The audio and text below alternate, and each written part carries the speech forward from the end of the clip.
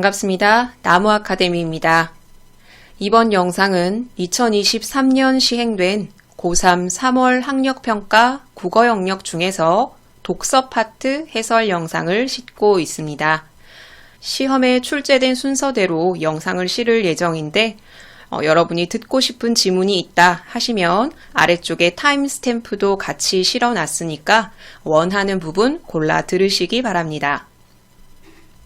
그럼 가장 처음에 출제됐던 독해 과정 조정에 대해서 먼저 살펴보도록 합시다.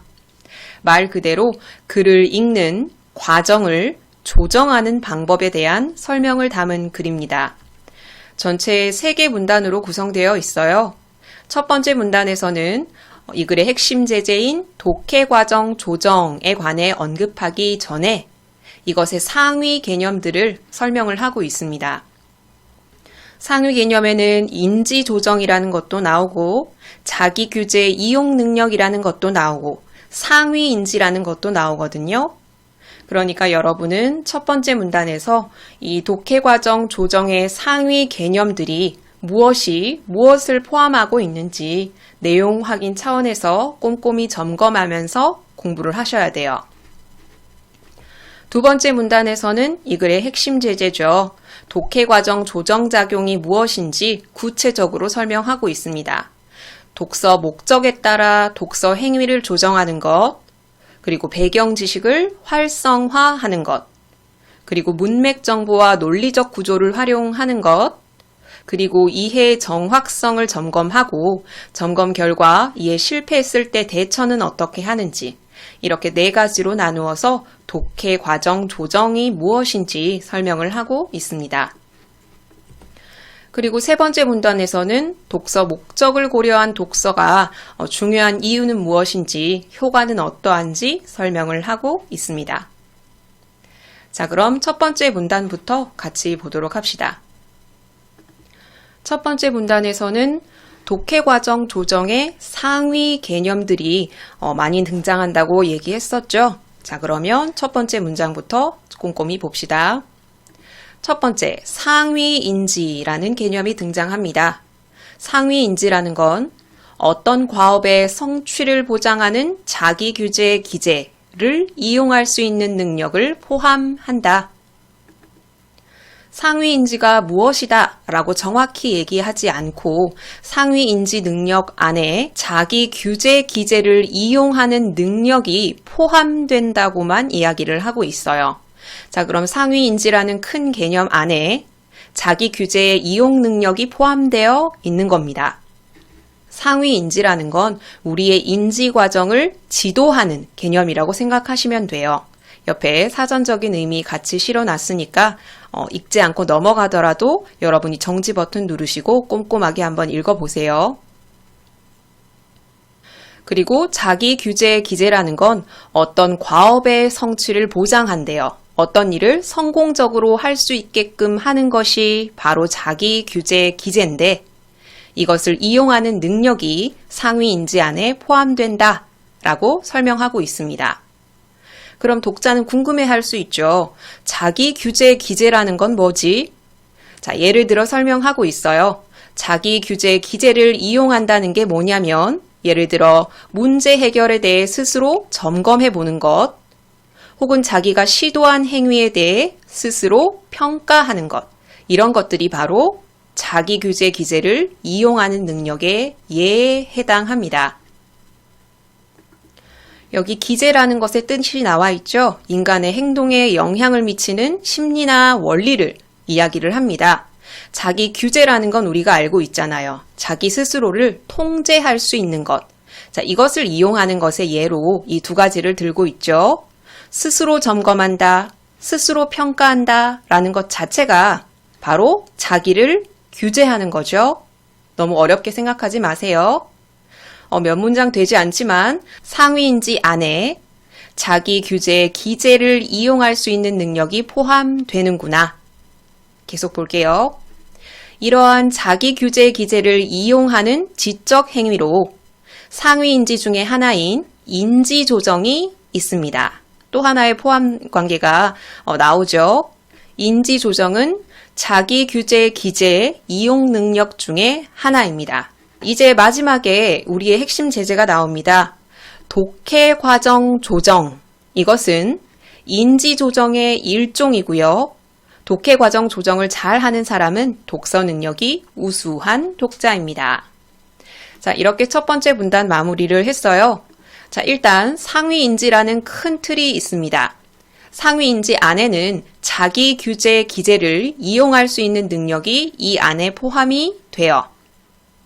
그리고 자기 규제 기재를 이용할 수 있는 능력 안에는 인지 조정이 있고요. 그리고 인지 조정 안에는 독해 과정 조정 능력이 있는 겁니다. 이렇게 포함 관계가 되는 거예요. 너무 어지럽게 해놨나요? 상위인지 안에 자기 규제 기재 이용 능력이 있고요. 이것 안에 인지 조정이 있고요. 인지 조정의 일종의 독해 과정 조정이 있습니다. 그러면 이 상위 단계를 건너뛰어서 문제로 출제될 수가 있겠죠. 예를 들어 독해 과정 조정은 상위 인지 능력 중 하나이다. 이렇게 얘기할 수도 있고요. 독해 과정 조정은 자기 규제 기재를 이용할 수 있는 능력 중의 일부이다. 이렇게 설명할 수도 있겠죠. 모두 옳은 선지입니다. 첫 번째 문단에서는 개념들의 포함 관계 확실히 정리해 두시고 우리는 이 중에 인지 조정 중에 하나인 독해 과정 조정에 대해 배울 거예요. 그리고 이걸 능숙하게 할 수 있는 사람은 독서 능력이 우수한 독자입니다. 자, 그럼 두 번째 문단, 독해 과정 조정의 구체적인 모습을 한번 살펴볼게요. 일단 첫 번째 문장에서 이 문단에서 설명할 내용을 쭉 나열한 후에 하나하나 떼가지고 설명을 하고 있죠. 첫 번째, 독서 목적에 따른 독서 행위를 조정하는 것. 두 번째, 배경 지식을 활성화하는 것. 세 번째, 문맥 정보와 논리적 구조를 활용하는 것. 네 번째, 이해 정확성을 점검하고 이해 실패에 대한 대처를 하는 것. 이 네 가지가 바로 독해 과정 조정 작용입니다. 그럼 이 네 가지 중에 첫 번째 것부터 천천히 살펴보도록 할게요. 첫 번째, 독서 목적에 따른 독서 행위의 조정입니다. 여기죠. 우수한 독자는 목적에 따라 독서 속도를 적절하게 조정하는 등 이것은 예에 해당을 해요. 무슨 예죠? 독서 목적에 따라 독서 행위를 조정하는 예. 이 독서 행위 중에 속도를 조절하는 것도 포함이 되는 겁니다. 무엇에 따라? 목적에 따라. 독서 목적에 적합한 독서 행동을 취한다. 독서 목적에 따른 독서 행위 조정은 여기서 끝이에요. 그냥 이것에 예를 하나 드는 것에서 마무리를 짓고 있습니다. 그럼 그 다음 거 배경 지식의 활성화 보도록 합시다. 자, 여기서 시작됩니다.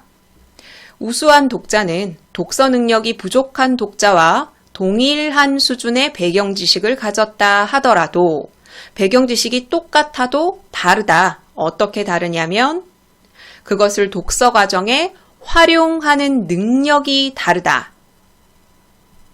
자, 여기서 조심하셔야 되는 건 여기 독해 과정 조정에서 이야기를 하는 배경 지식의 활성화는 배경 지식의 양을 이야기하는 것이 아니라 그것의 활성화 정도에 대해서 이야기를 하는 거예요. 우수한 독자는 그렇지 않은 독자보다 배경 지식이 더 많다라고 이야기를 하는 게 아니라 우수한 독자는 그렇지 않은 독자와 배경 지식이 같아도 활용하는 정도가 다르다라는 이야기입니다. 방금 말씀드린 이 내용 틀린 선지로 출제될 수 있으니까 주의하셔야겠죠? 의미 구성체인 텍스트의 내용을, 텍스트는 그냥 글이라고 해석을 하시면 됩니다. 글의 내용을 독자 자신의 배경 지식과 결부하지 않으면, 연관시키지 않으면 정교한 이해를 기대하기는 어렵다 라고 얘기하면서 배경 지식의 활성화는 마무리하고 있어요. 글의 내용을 이해하려면 독자의 머리에 있는 배경 지식과 짝을 지어야 하는데 그 짝을 짓는 능력은 우수한 독자와 독서 능력이 부족한 독자가 다르다. 아까 말씀드린 것처럼 배경 지식의 양을 이야기하는 것이 아니라 활성화 정도를 이야기하는 것이다. 다시 말해서 우수한 독자는 독서 능력이 부족한 독자에 비해서 배경 지식을 활성화하는 정도가 더 클 것이다. 텍스트 내용과 배경 지식을 결부시키는 정도가 더 클 것이다 라고 이해할 수 있습니다. 자, 여기까지 두 번째 살펴봤고요. 이제 세 번째 알아봐야 돼요. 자, 그럼 그 다음 문맥 정보와 논리적 구조의 활용입니다. 이것은 여기서부터 설명이 됩니다. 문맥 정보와 논리적 구조의 활용도 텍스트의 내용 이해에 영향을 미친다. 자, 일단 문맥 정보를 이용해서 뭘 하는지 살펴볼게요. 우수한 독자는 독서 과정에서 문맥 정보를 이용해서 단어나 문장의 의미를 추론할 수가 있습니다. 내가 텍스트를 읽다가 단어 뜻을 모르고 문장 자체도 이해가 안 간다. 그럴 때 사전을 바로 들추거나 옆에 있는 사람에게 물어보거나 선생님에게 도움을 요청하는 것이 아니라 문맥 정보, 글의 흐름이죠. 앞의 문장 혹은 앞의 문단에서 이런 내용이 있었으니까 지금 이 단어는 혹은 이 문장은 이런 의미일 거야 라고 추론하는 능력. 우수한 독자는 문맥 정보를 활용해서 단어나 문장의 의미를 추론하는 능력이 뛰어나다 라는 겁니다. 자, 그럼 옆에 논리적 구조를 활용해서 뭘 하는지가 나오겠죠. 자, 텍스트의 논리적 구조를 바탕으로는 내용을 심층적으로 이해할 수가 있습니다. 그냥 이렇게 간단히 언급하고 끝이에요. 이해되세요? 우수한 독자는 문맥 정보를 이용해서 이런 것들을 추론하는 능력이 좋고 또 논리적 구조를 활용해서 내용을 심층적으로 이해할 수가 있다. 그리고 그 다음 이해 정확성 점검과 이해 실패에 대한 대처. 이게 네 번째였죠. 이것과 관련된 내용은 자, 여기서부터 시작이 됩니다. 우수한 독자는 자신의 내용 이해 정도를 점검할 때 독서 목적에 따라서 점검 기준을 달리 적용합니다. 우수한 독자는 내용 이해 정도를 점검하는 절대적인 기준이 있다 라고 하면 틀린 선지겠죠. 자, 그럼 예를 들어서 내가 지금 글을 읽는 목적이 시험에 대비하기 위해서이다. 그럼 그 목적에 맞게 이해 정도를 점검할 때는 꼼꼼하게 점검을 해야겠죠. 왜냐하면 시험을 잘 치르는 게 내 독서 목적이기 때문이죠. 혹은 내 독서 목적이 그냥 여가 시간을 보내는 것이다 라고 한다면 자신의 내용 이해 정도를 점검할 때 앞에 말했던 목적보다는 덜 꼼꼼하게 점검해도 되겠죠.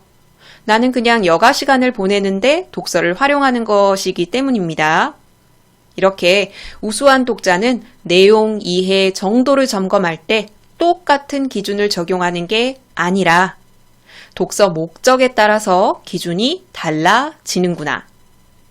자, 그럼 이해 실패에 대한 대처, 이해 실패할 경우도 있는데 그랬다고 판단될 경우 우수한 독자는 문제 해결을 위해 다른 적절한 전략을 사용을 합니다.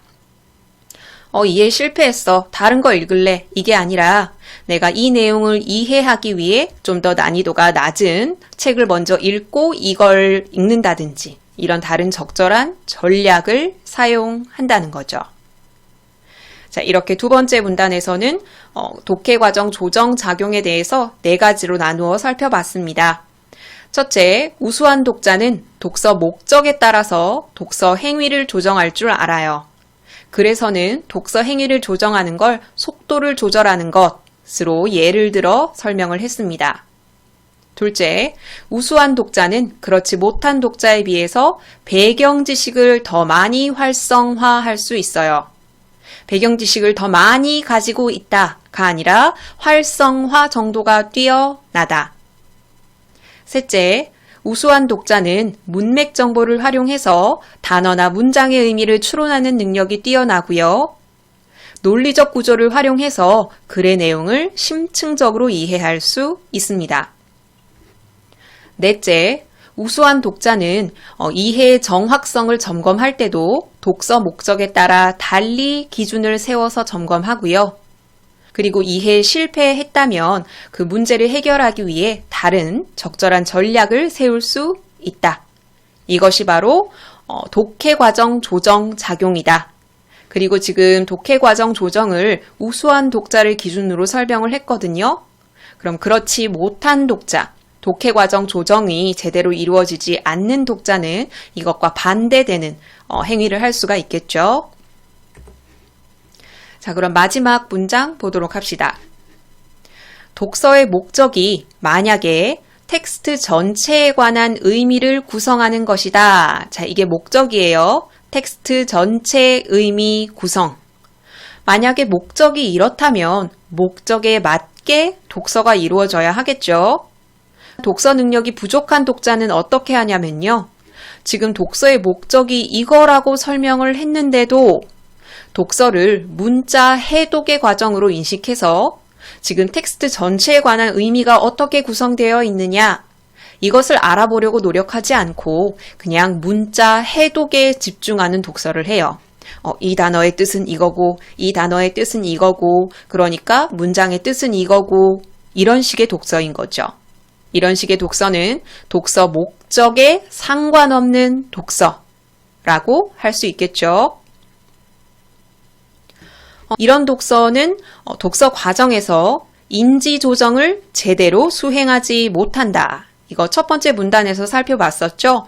인지 조정 안에 독해 과정 조정이 들어가 있었어요. 이런 독해 과정 조정을 제대로 할 줄 모르는 독자는 인지 조정도 제대로 수행하지 못한다 라고 설명하고 있는 거죠.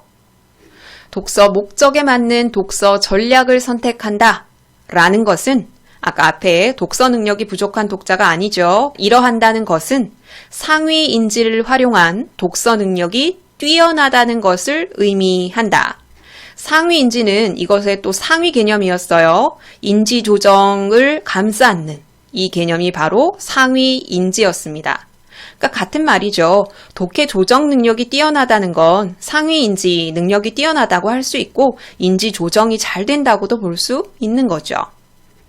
따라서 독서 목적을 고려하여 독해 과정을 조정해 나가는 경험을 많이 쌓는다면 독해 과정 조정을 쌓는 경험을 이렇게 열심히 할 거예요. 목적에 맞게 아까 살펴봤던 것처럼 이런 경험을 많이 쌓는다는 건 결국 무엇을 활용한 독서 능력? 상위 인지, 이것의 상위 개념이었던 이것을 활용한 독서 능력을 기를 수 있다는 이런 의미를 가집니다. 독해 과정 조정 능력을 기르면 상위 인지도 발달할 수 있고 상위 인지가 발달하면 또 이런 능력도 자연스럽게 또 발달할 수가 있겠죠. 자, 이렇게 독서 목적을 고려해서 독해 과정 조정을 하게 되면 이것을 활용한 독서 능력을 기를 수 있다. 자, 이렇게 글 전체 살펴봤습니다.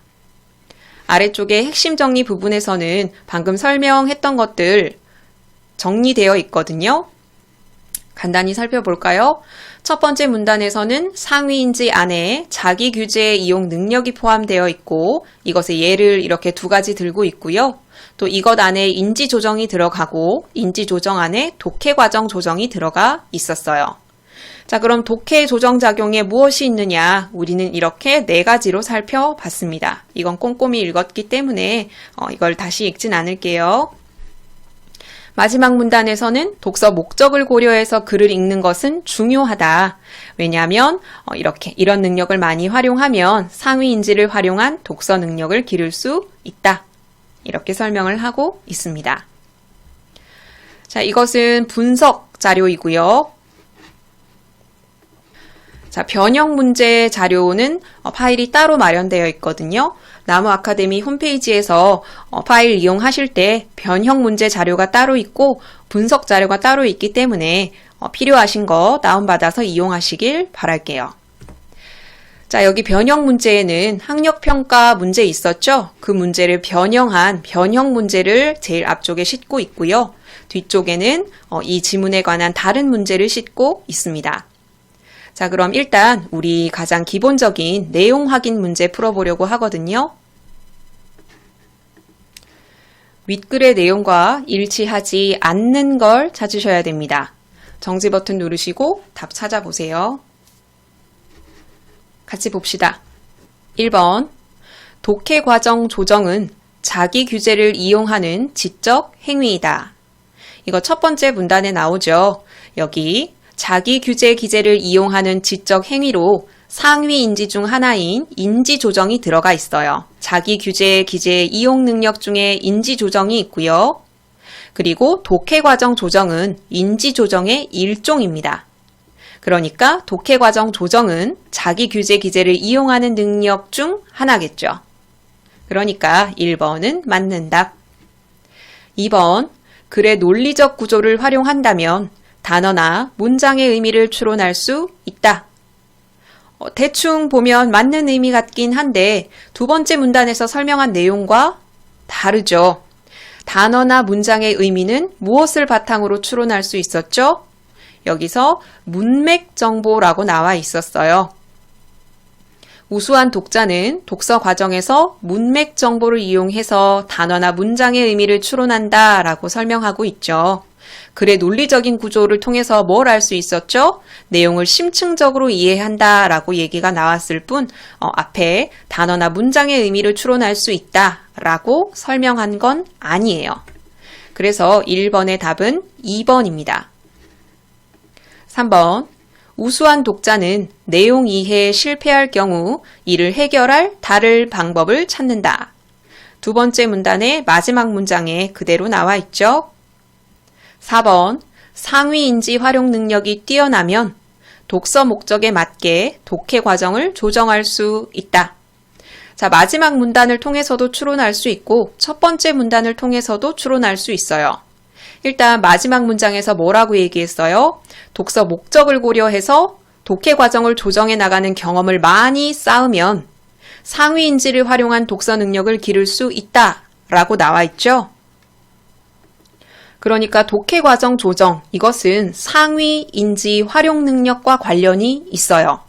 다시 말하면 상위 인지 활용 능력이 뛰어난 사람은 독해 능력이 뛰어나다 라고 볼 수 있는 거죠. 그래서 4번도 적절한 선지. 5번, 우수한 독자와 독서 능력이 부족한 독자는 배경 지식을 독서 과정에 활용하는 능력이 다르다. 이것도 두 번째 문단에 나와 있었죠. 여기 우수한 독자, 그렇지 않은 독자, 배경 지식이 똑같다 하더라도 활용하는 능력이 다르다 라고 설명하고 있습니다. 그래서 1번에 틀린 답은 2번입니다. 자, 이외에도 학력평가에서는 학생이 자시 읽기 과정을 기록한 이걸 활용해서 두 번째 문단에서 설명한 독해 과정 조정이 어떻게 실천되어 있는지 묻는 문제가 출제됐고요. 그리고 마지막 문단에서는 두 학생을 비교합니다. 갑과 을이 있었죠. 한 학생은 독서 목적에 맞게 독서 과정을 실행했고, 그리고 한 학생은 독서 과정에 맞지 않게 독서를 실행했죠. 그랬더니 다른 결과가 나왔다. 이건 마지막 문단과 관련된 문제입니다. 그 외에 이 지문에 관한 여러 문제 아래쪽에 실어놨으니까 지문 꼼꼼히 공부하시고 변형 문제 파일 통해서 문제 풀어보시고 점검해 보시길 바랍니다. 자, 그럼 독해 과정 조정 해설 영상은 마무리하도록 할게요. 다음 공부하실 지문은 복합 지문이었죠. 거울 뉴런을 통한 모방 이해, 그리고 밈의 특징과 유용성에 관한 글입니다.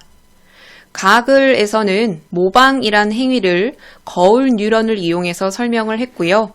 두 번째 문단에서는 밈의 특징과 유용성에 대해 설명하는 와중에 밈은 모방을 통해서 전파가 된다. 이런 식으로 모방이라는 주요 제재를 가지고 두 개의 글로 설명을 하고 있습니다. 첫 번째 글 전체적으로 어떻게 구성되어 있는지 볼게요. 총 4개의 문단으로 구성되어 있습니다. 첫 번째 문단에서는 일단 모방이라는 게 뭐냐, 모방이라고 이야기를 하기 위해서는 어떤 개념이 충족되어야 하느냐, 그리고 두 번째 문단에서는 실험이 나오죠. 어린 침팬지와 아이들을 대상으로 한 실험, 이 실험 과정을 설명을 하고 있고요. 실험 결과는 다음 문단에서 설명을 하고 있어요. 그러니까 여기 이 실험 과정 중에 일부를 이렇게 줄치고 기역, 니은, 기호로 매겨서 이것의 이유를, 원인을 묻는 문제가 있다면 그 다음 문단에서 여러분은 답을 찾으셔야겠죠. 세 번째 문단에서는 두 번째 문단의 실험 결과가 왜 이렇게 나왔는지 모방과 관련해서 설명을 합니다. 그리고 네 번째 문단에서는 거울 뉴런을 통해서 인간 모방이라고 설명한 이것의 의미가 무엇이냐라고 마무리를 짓고 있어요. 자, 그럼 일단 이 글 첫 번째 문단부터 보도록 합시다. 모방이란 개념을 확실히 제시하고 있죠. 새로운 행동, 선천적이지 않은 행동, 이것을 관찰하여 행동 그 자체를 복제한다. 이게 바로 모방의 개념입니다. 여기서 선천적이지 않은 행동이라고 나와 있으니까 선천적인 행동은 모방으로 볼 수 없다라고 이야기할 수 있겠죠. 이것과 관련된 내용이 나 글에 나오기 때문에 그 내용이 나오면 다시 여기로 돌아올게요. 선천적인 행동을 복제하는 것은 모방이 아니다. 자, 모방이라는 건 이것 두 개를 필수적으로 포함하고 있어야 합니다. 첫째, 관찰. 두 번째, 학습. 물론 두 번째 글에 보면은 관찰과 학습이 둘 다 일어난다고 해도 모방이 아닌 경우가 나오긴 하거든요. 그런데 일단 모방이 되기 위해서는 관찰과 학습이 모두 필요하다라는 거죠. 하나라도 빠지면 모방이라고 볼 수 없어요. 이러한 모방의 개념은 인간과 고등지능 동물의 행동 차이를 살펴봄으로써 좀 더 분명히 이해할 수 있다. 그래서 이 실험을 살펴보는 건데 우리는 이걸 통해서 모방이란 게 뭐지? 라는 걸 이해해야 되는 거죠. 자, 두 번째 문단은 실험 과정이, 실험 방법이 자세히 설명될 거예요.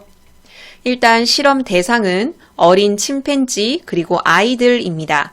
인간과 고등지능 동물이죠. 자, 이 둘을 대상으로 시범자의 행동을 관찰하고 이를 따라하게 했습니다. 자, 일단 동일한 구조의 플라스틱 먹이 상자 두 개를 이용할 거예요. 똑같은 상자 두 개가 있는데요. 한 개의 상자는 내부가 투명하고 한 개의 상자는 내부가 불투명하다. 그 차이만 있어요. 각 상자는 똑같이 생겼다고 했죠. 어떻게 생겼는지 볼게요. 윗칸과 아래칸은 칸막이로 막혀 있습니다.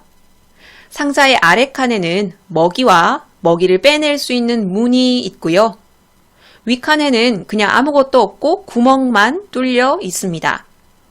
일단 시범자가 어떤 시범을 보이냐면요. 상자의 위를 막대기로 일단 한번 툭툭 쳐요. 그리고 윗칸 상자에 구멍 뚫려 있었죠. 그 구멍에 막대기를 한번 집어 넣습니다. 침팬지와 아이들은 시범자를 보고 있겠죠.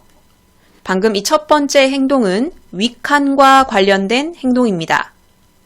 이어서 시범자가 또 다른 행동을 해요.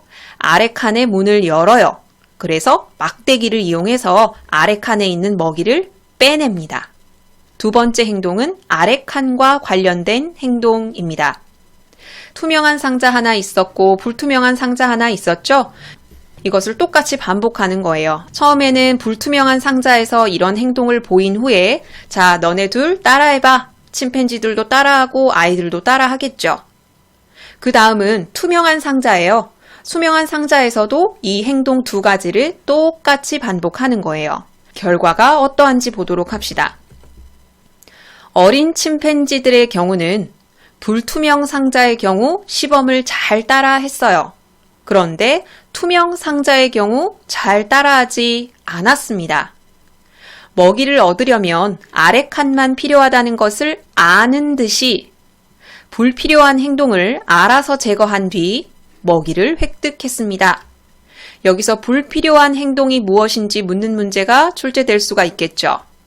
자, 일단 먹이를 얻으려면 아래칸만 필요하다는 것을 아는 듯이 라는 힌트가 있기 때문에 여기서 말한 불필요한 행동은 바로 윗칸과 관련된 행동이겠죠. 여기 이 부분 상자 위를 막대기로 툭툭 치고 구멍에 막대기 한번 집어넣는 이 행동은 침팬지들이 보기에는 아무런 이유가 없는 행동인 거예요. 불필요해 보여요. 무엇에 불필요하다고요? 먹이를 먹기 위한 것에 불필요하다. 먹이를 얻기 위해선 상자 윗칸과 관련된 행동을 할 필요가 없다. 그러니까 난 저건 안 해야지. 그래서 그 부분을 쏙 빼고 아래칸과 관련된 행동만 한 거예요. 이게 바로 어린 침팬지들이 보인 행동 결과고요. 그런데 아이들은 달랐습니다. 상자가 불투명하든 투명하든 시범자의 행동을 그대로 따라 했습니다. 자, 이것이 침팬지와 아이들의 차이였어요. 이 차이를 구별해서 쓰라는 문제가 나오면 쓰실 수 있겠죠. 어린 침팬지들은 윗칸과 관련된 행동을 생략하고 필요해 보이는 아래칸과 관련된 행동만 했고요. 아이들은 필요해 보이든 필요해 보이지 않든 다시 말해 불투명하든 투명하든 시범자의 행동을 그대로 따라 했다. 그럼 다음 문단 읽기 전에 이 글의 핵심 제재가 모방이기 때문에 한번 물어볼게요. 어린 침팬지들의 행동, 아이들의 행동 둘 중에 어느 것이 모방입니까? 아이들의 행동이 진정한 모방이라고 할 수 있겠죠.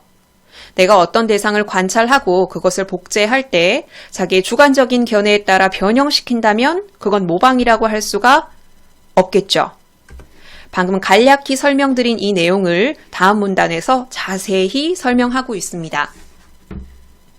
어린 침팬지들과 아이들의 이러한 차이를 신경과학 차원의 거울 뉴런을 통해 설명할 수 있다. 이 글은 모방을 거울 뉴런을 통해 설명하는 글이에요. 자, 일단 거울 뉴런이 뭔지 보도록 할게요. 거울 뉴런은 신경세포의 하나인데요. 다른 행위자의 행동을 관찰하기만 해도 자기가 그 행동을 직접 할 때와 동일한 활성화를 보입니다. 똑같이 활성화된다는 거예요. 관찰만 해도 활성화되고 직접 할 때도 활성화가 됩니다. 실험에 따르면 행동에 대한 관찰을 포함하지 않은 행동, 그리고 모방, 이것에서 거울 뉴런의 활성화 정도가 달랐어요. 관찰하는 것, 그냥 행동하는 것, 관찰한 후 행동하는 것, 어느 것이 거울 뉴런이 제일 많이 활성화됐을까?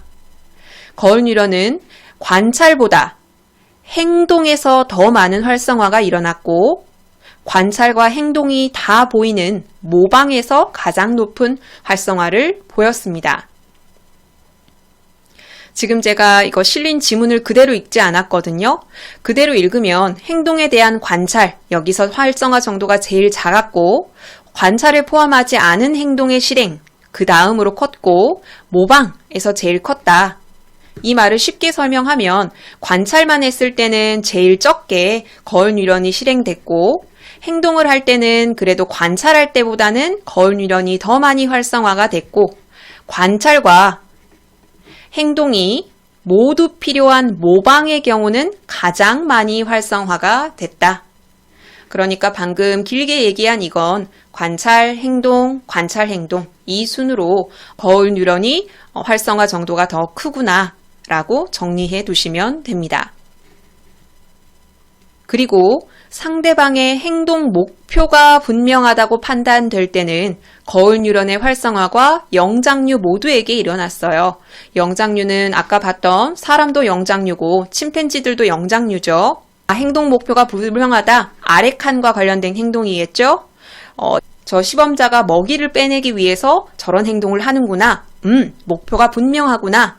라고 할 때는 거울 뉴런이 똑같이 활성화가 됐어요. 똑같이 모방을 한다는 거죠. 그런데 목표 관찰이 어려운 상황, 윗칸과 관련된 상황이었죠. 이때는 인간을 제외한 대부분의 영장류의 거울 뉴런은 활성화되지 않습니다. 거울 뉴런이 활성화되지 않는다는 건 모방하지 않는다는 거죠. 투명 상자의 윗칸과 관련된 행동의 목표를 관찰하지 못했기 때문에 어린 침팬지들은 거울 뉴런이 활성화되지 않았고 따라서 해당 행동을 따라하지 않았습니다. 그런데 인간은 어땠어요?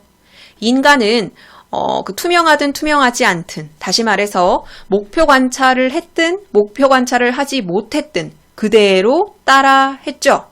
거울 뉴런이 활성화된 겁니다.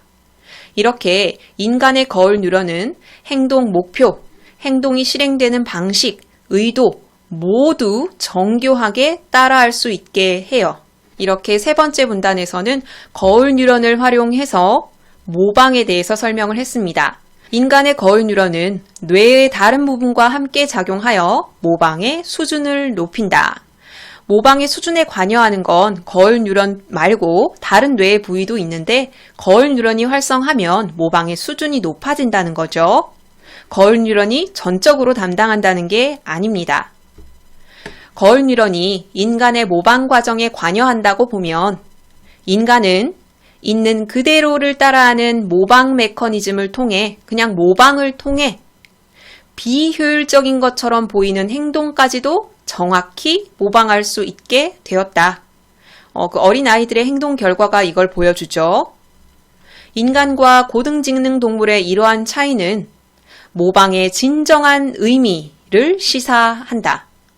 이렇게 마무리가 되기 때문에 모방의 진정한 의미가 무엇인지 묻는 문제가 출제될 가능성이 크죠. 자, 모방의 진정한 의미는 아까 보였던 침팬지가 보여준 행동이 아니라 아이들, 인간이 보여준 행동을 의미할 거예요.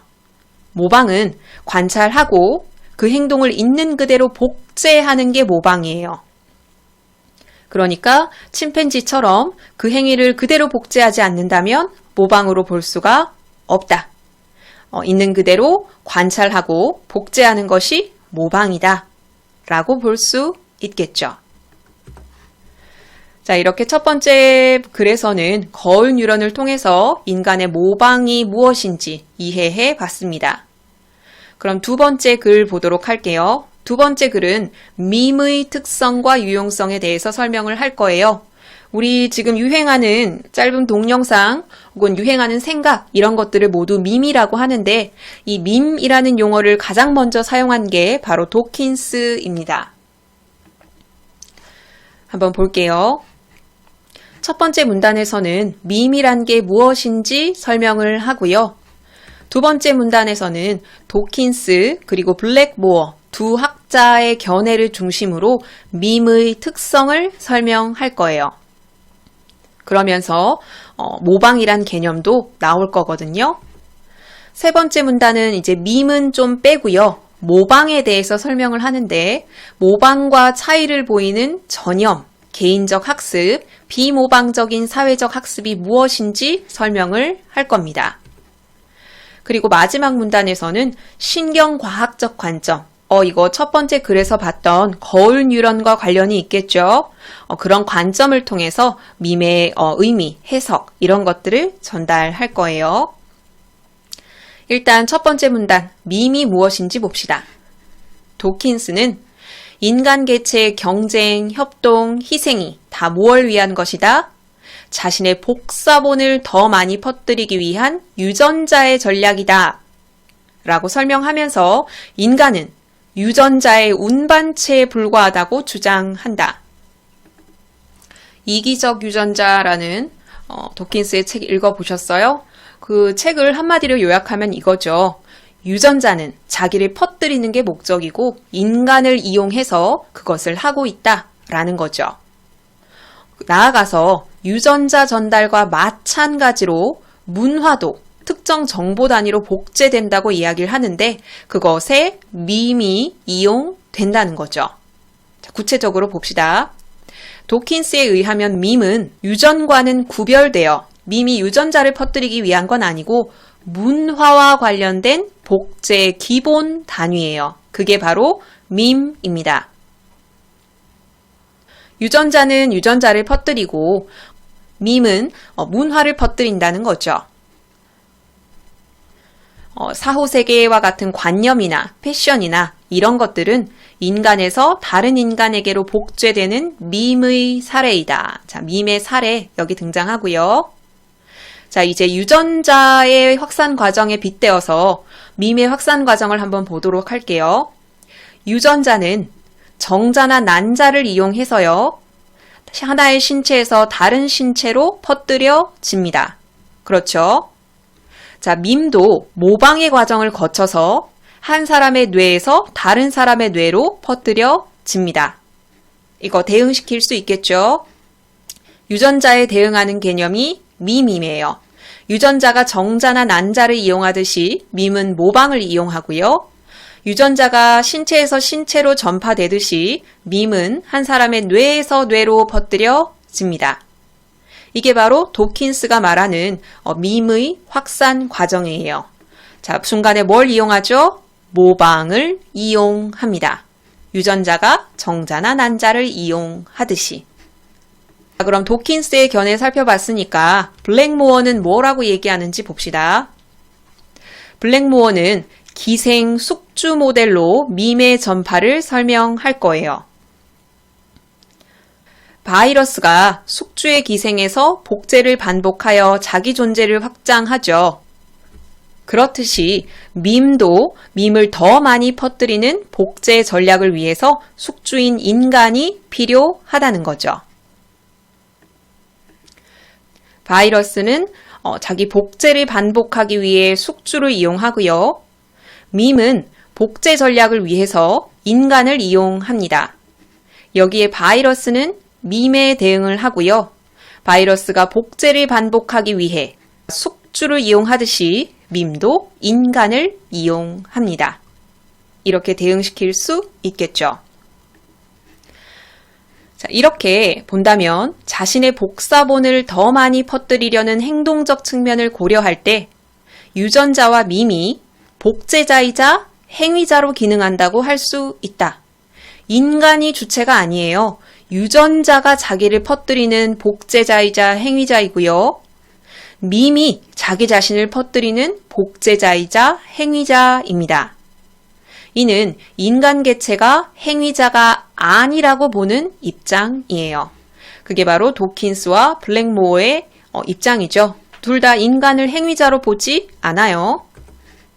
그럼 밈에서 조금 빠져나와서 모방에 대해서 살펴보고 있거든요. 모방을 확실히 설명하기 위해서 모방과 차이나는 개념 3가지를 들고 있습니다. 블랙모어가 모방을 전염, 개인적 학습, 비모방적인 사회적 학습 이것과 구별을 했어요.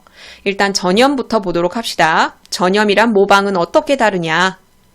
전염은 배우지 않더라도 수행할 수 있는 선천적 행동이기 때문에 모방이 아니에요. 아까 우리 가글의 첫 번째 문단에서 모방이라는 건 관찰과 학습을 필수적으로 포함한다 라고 했었죠. 그러니까 아래쪽에 살펴볼 3개의 개념이 관찰이랑 학습 중에 무엇을 만족하는지 계속 물어볼 거예요. 그리고 방금 선천적이다 라는 얘기가 나왔는데 첫 번째 문장에서 선천적이지 않은 행동을 관찰하는 게 모방이다. 다시 말해서 선천적인 행동을 따라하는 건 모방이 아니다 라고 배웠죠. 자, 여기 선천적인 행동을 따라하는 게 예로 나와요. 하품하는 사람을 볼 때 덩달아 하품하는 경우. 자, 이것은 선천적인 행동이라서 모방이 아니다 라고 보는 거죠. 자, 그럼 전염은 관찰 그리고 학습 이 중에 뭘 만족하지 않습니까? 학습을 만족하지 않죠. 전염은 관찰이 수반되기는 하지만 학습이 일어나지 않기 때문에 모방이라고 볼 수 없어요. 두 번째로 개인적 학습이 있습니다. 개인적 학습은 개체가 환경과의 상호작용을 통해 특정 반응이나 행동을 하는 것. 그런데 관찰이 포함되어 있지 않으므로 모방이 아니다. 이거는 문장 안에 답이 있죠. 관찰, 학습. 이 중에 학습이 일어나긴 하는데 관찰한 후의 학습이 아니기 때문에 개인적 학습은 모방이라고 볼 수가 없습니다. 그리고 가장 마지막 비모방적인 사회적 학습. 이것은 뭔가를 따라하긴 해요. 학습해요.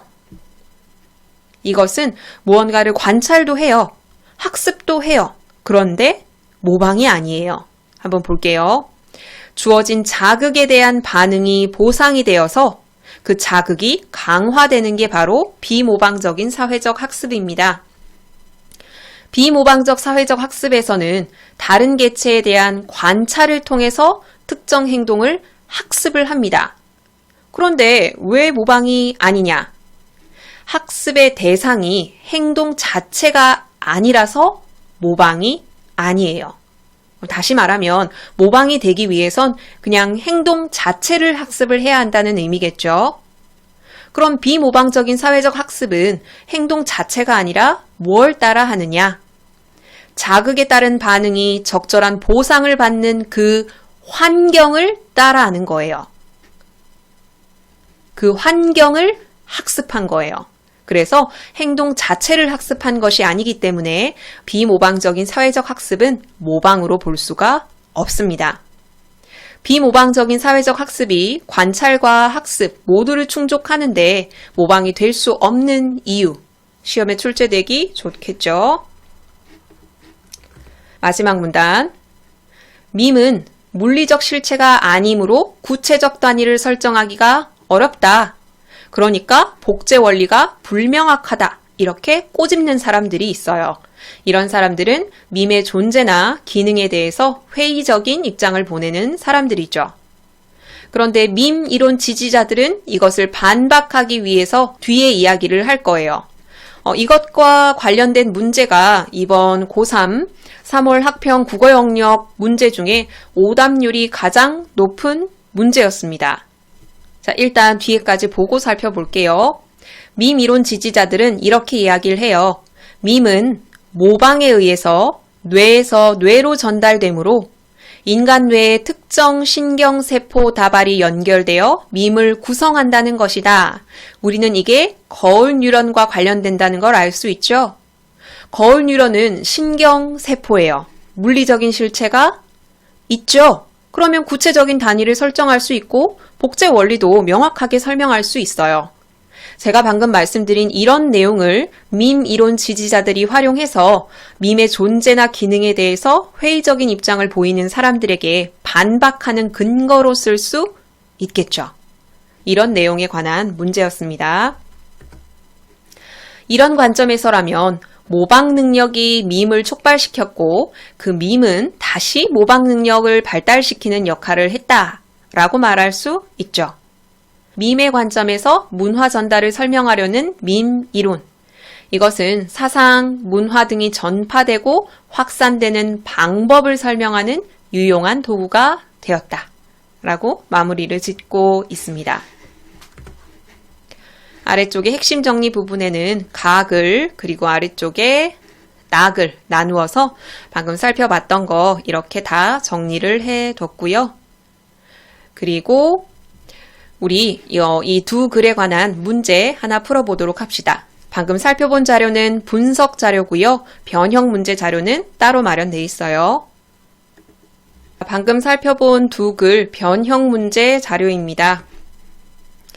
문제 앞쪽에는 학력평가 문제 변형한 것들 가장 먼저 실려 있고 뒤에 다른 문제들이 있는데 우리 그 문제 중에 2번 문제 풀어보려고 해요. 글이랑 같이 볼 수 있도록 메모장에 문제를 옮겨놨어요. 가, 나에 대한 이해로 적절한 걸 찾으셔야 됩니다. 정지 버튼 누르시고 답 찾아보세요. 같이 봅시다. 1번 가입니다. 실험에서 아이들은 어린 침팬지와 달리 목표 관찰 여부에 따라 모방 양상이 달라졌다.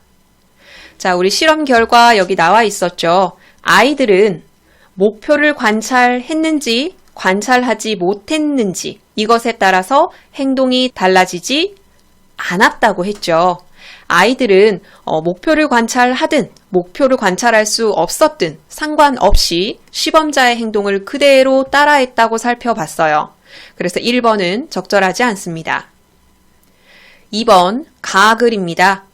거울 유런은 행위 여부를 기준으로 활성화와 비활성화가 구분된다. 쉽게 이야기를 하면 행동을 하면 활성화가 되고 행동을 하지 않으면 비활성화가 된다. O예요, X예요? X죠. 거울 뉴런 활성화에 대해서 여기 나왔었죠. 세 번째 문단에서 관찰만 했을 때, 그리고 관찰이 없이 행동만 했을 때, 그리고 모방을 했을 때 거울 뉴런의 활성화 정도가 다르다. 활성화 정도의 차이를 보였을 뿐이지 행동을 안 했을 때는 비활성화되고 행동을 할 때는 활성화가 되고 이렇게 구분된 게 아니었어요. 그래서 2번에 2번도 틀렸고요. 3번. 인간은 행동의 효율성을 기준으로 모방 여부를 판단하지 않는다. 정답이 3번이죠. 이 행동은 효율적인데 그럼 따라해야지. 이 행동은 효율적이지 않은데 안 따라해야지. 이거는 모방이 아니라고 봤죠. 인간의 모방은 진정한 모방인데 인간은 행동의 효율성을 기준으로 판단하지 않고 있는 그대로 따라 했고요. 그것이 모방이다 라고 설명하고 있습니다. 정답은 3번. 4번. 나입니다.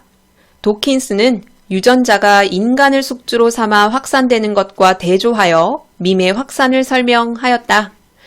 도킨스는 유전자의 확산과 대조한 것이 아니라 이것과 유사하게 빗대면서 밈의 확산을 설명했기 때문에 4번은 틀린 설명.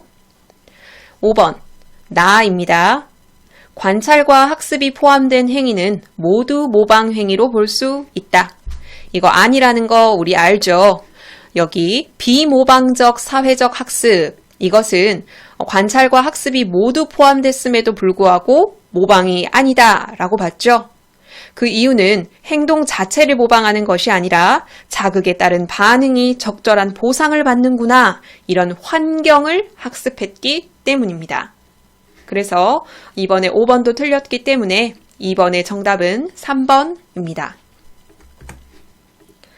자, 이렇게 간단한 문제 풀어봤고 뒤쪽에 다른 문제도 이렇게 출제되어 있으니까 글 꼼꼼히 읽으시고 문제를 통해서 점검해 보시길 바랍니다.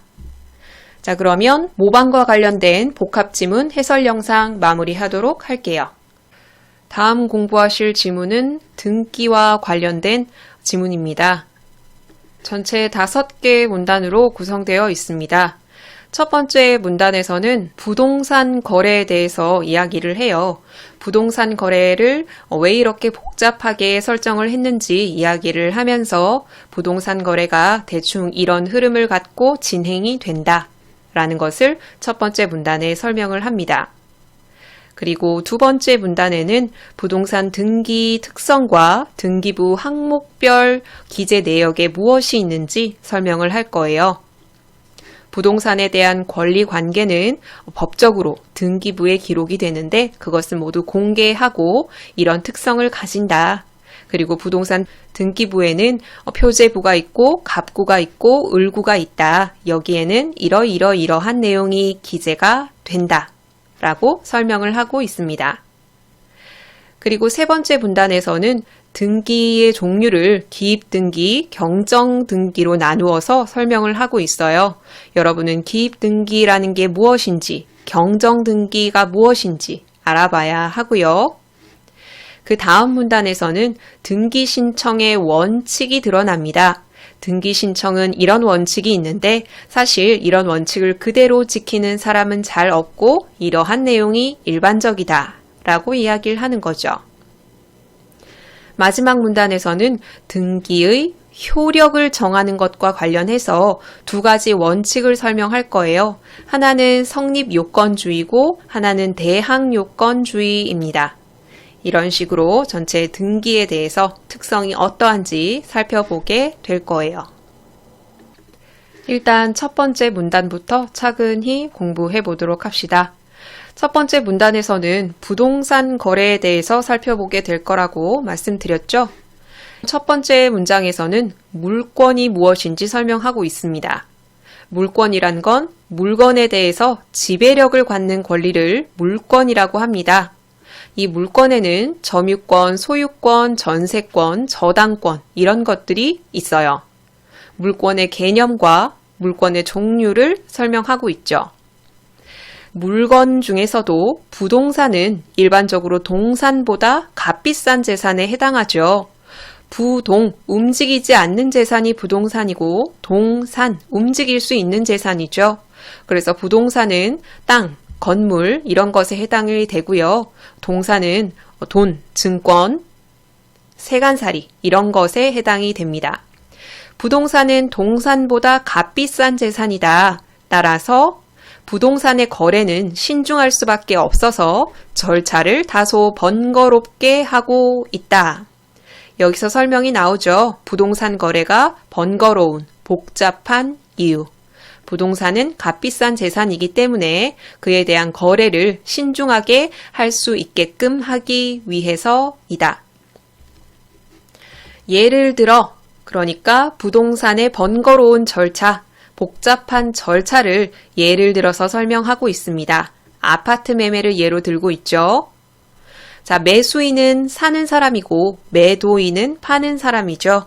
아파트 매매를 할 때 보통 매수인이 매도인에게 매매 대금의 약 10% 정도를 계약금으로 지급하게 됩니다.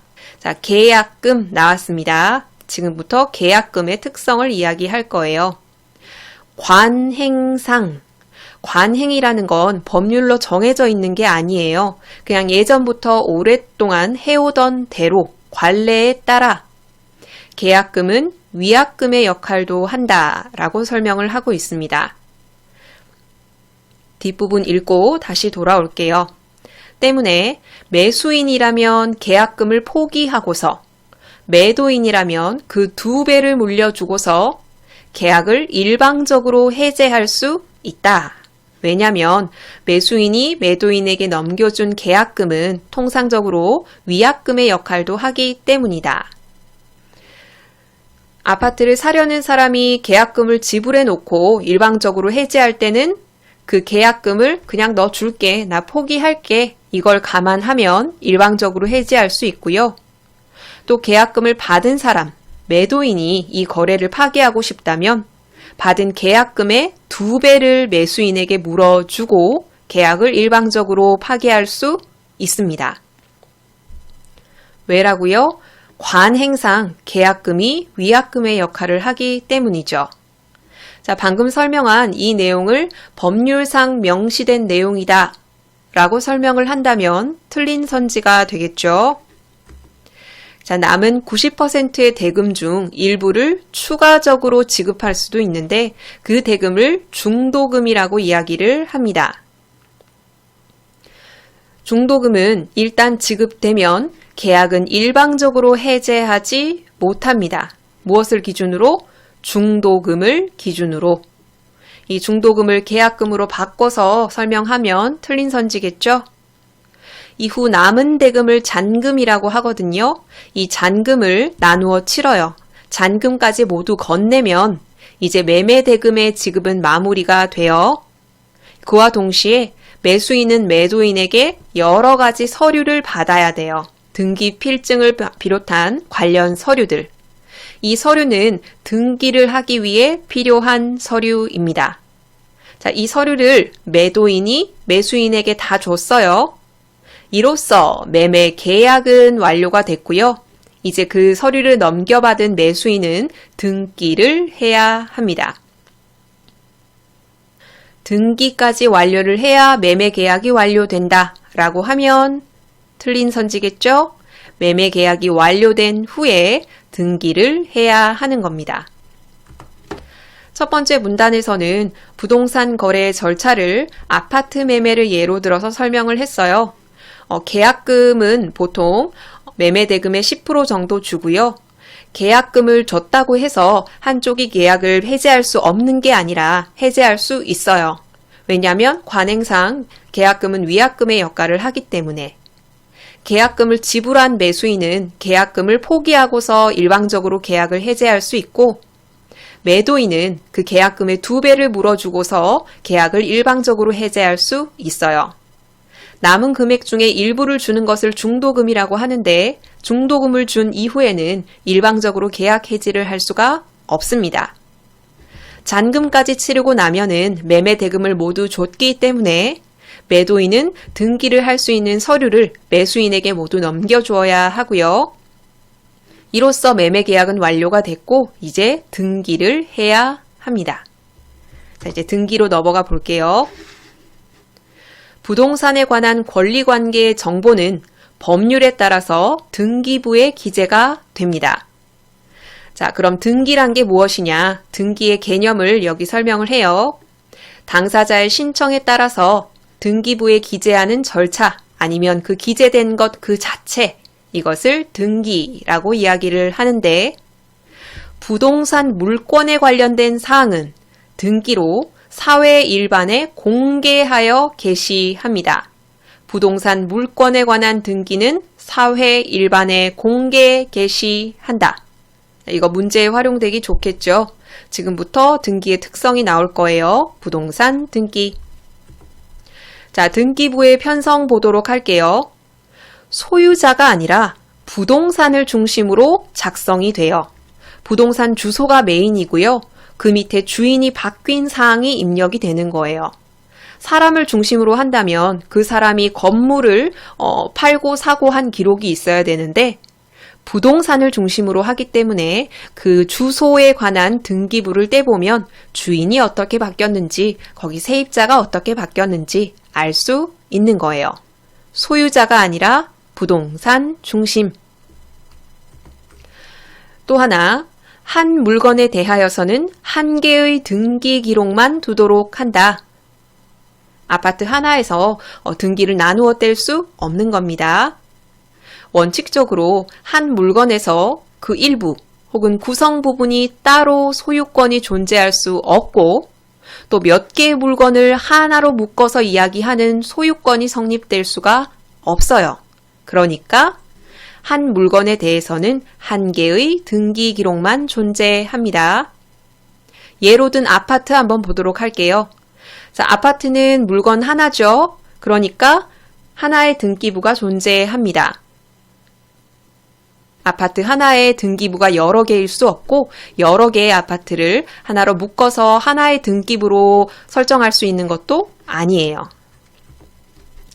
자, 그럼 등기부의 구성에 따라서 뭐가 기록되는지 보도록 할게요. 일단 등기부에는 표제부가 있고요. 갑구가 있고요. 을구가 있어요. 여기에 들어갈 내역들이 있기 때문에 그 내역들을 섞어서 표제부, 갑구, 을구에 맞게 짝지으라는 문제가 출제될 수도 있고 이러이러한 내용은 갑구에 기록되겠지, 이러이러한 내용은 표제부에 기록되겠지 이런 선지가 옳은지 그른지 판단하는 문제가 출제될 수도 있겠죠. 자, 일단 표제부에는 아파트의 주소, 건물의 상태와 같은 표시사항이 들어갑니다. 갑구에는 뭐가 들어가냐면요. 그 아파트에 대한 소유권의 성립이나 변동사항, 아파트를 예로 들고 있으니까 아파트의 주인이 바뀌었으면 그 주인 이름은 그리고 주인의 인적사항 같은 경우는 갑구에 기록이 되겠죠. 주인이니까 표제부다 이렇게 생각하시면 안 돼요. 앞에서 살펴봤듯이 등기부 편성은 소유자가 아니라 부동산을 중심으로 작성이 됩니다. 자, 그럼 을구에는 뭐가 들어가느냐? 전세권, 세입자가 바뀌게 되면 을구에 기록이 되겠죠. 저당권, 그 건물이 저당이 잡혔는지 잡히지 않았는지 알아보려면 을구를 살펴봐야겠죠.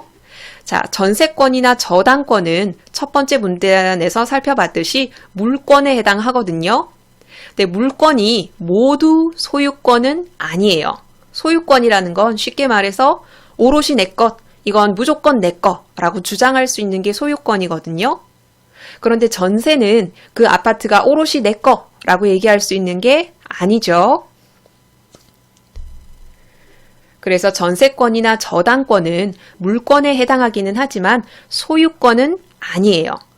자, 이렇게 을구에서는 소유권이 아닌 물권, 예를 들어서 전세권, 저당권 이런 것들이 기입이 된다라는 겁니다.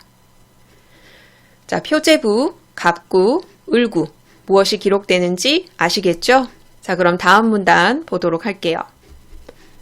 이러한 등기상의 공시, 알리는 거죠. 부동산 물권에 관한 사항은 사회 일반에 공개하는 게 원칙이었죠. 그것을 공시라고 하는 거예요. 이런 등기상의 공시를 신뢰해서 거래가 이루어져요. 그러면 이 공시가 정확하게 표시를 해야겠죠. 사람들이 이걸 기준으로 거래를 하니까. 그래서 등기는 진정한 권리관계를 반영할 수 있도록 해야 합니다. 진정한 권리관계를 반영한다는 말은 뭔가 변동사항이 있었을 때는 즉각 등기부에 반영이 되어야 한다는 이야기죠. 쉽게 말해서 그 부동산에 대한 정확한 내용을 등기부가 싣고 있어야 한다라는 거예요. 자, 이걸 위해서 두 가지 종류의 등기를 설명을 할 거예요. 하나는 기입등기고요. 하나는 경정등기입니다. 자, 이 기입등기와 경정등기는 등기가 진정한 권리관계를 반영할 수 있게 하는 것과 관련이 돼요. 자, 일단 기입등기부터 보도록 합시다. 기입등기. 개념입니다. 매매를 통해 소유권자가 바뀌는 것과 같이 새롭게 발생한 등기 원인에 의한 등기를 기입등기라고 이야기를 합니다. 내가 이 부동산을 샀다, 등기를 한다. 이것은 소유권자가 바뀌는 거죠. 등기 원인이 새롭게 발생했어요. 그것을 기입등기라고 하는 거죠. 소유권을 이전하거나 저당권을 설정하거나 이런 것들이 기입등기에 해당합니다. 그리고 또 하나 나오는 것이 바로 경정등기입니다. 경정이라는 건 바르게 고친다라는 의미거든요. 이 등기는 언제 신청을 하냐면 등기가 완료가 됐는데 신청상에 착오가 있었어요. 그래서 실체적 법률 관계와 불일치한다. 그랬을 때 수정하는 것.